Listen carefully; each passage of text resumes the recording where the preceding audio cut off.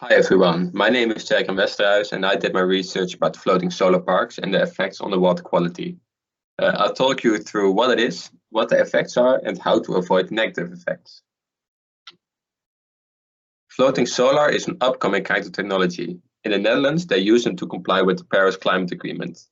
The main reason and motivation for floating solar parks is the scarcity of available land and the higher efficiency of floating solar panels on the water. I'll tell you something about the technical aspects. So floating solar parks are all built with the same principle. It is a floating power station. The implementation starts with the anchors. This can be done in several ways, such as weights on the bottom of the lake or into the soil. After this, the floaters are connected, and finally the electrical part, such as the converters and transformators, are installed.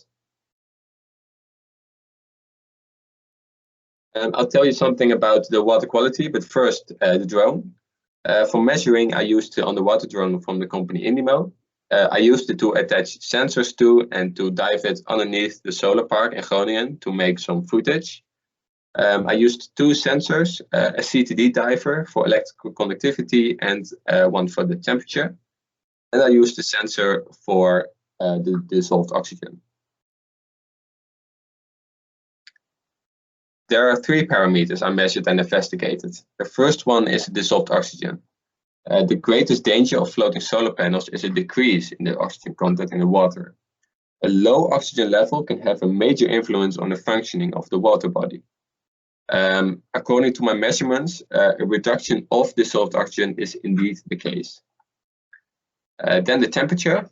Temperature can affect various parameters such as water chemistry, water quantity, and the different organisms that live in the water. Chemically, a higher temperature means more chemical reactions in the water, a higher conductivity and less oxygen. According to my results, there is not a big change on the surface, but it fluctuates less in deeper water. This can result in different problems such as more algae growth. And finally, the electrical conductivity. This is determined by the number of ions in the water. Without these ions, there is no conductivity. If the water is purely distilled, few ions are present and therefore there is a little electrical conductivity. This is an indicator of metals and salts in the water.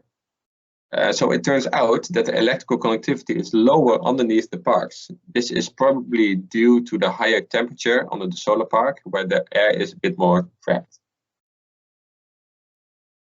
So finally, I will take you through a few solutions to and how to implement these floating solar parks. I have made a list of 40 parameters, but I reduced it to the 5 most important because of the time. The coverage is the most important. I should say to keep it under 50% of the water body to prevent big problems. It's also useful to use translucent panels.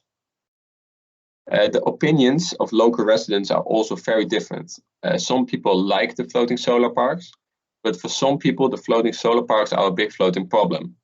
The parks can reflect light and are, to be honest, not that pretty looking. So my advice is to implement the panels on the sand extraction lakes. It has little ecology, is not suitable for recreation, and there are a lot of them that are perfectly safe, suitable for floating solar parks.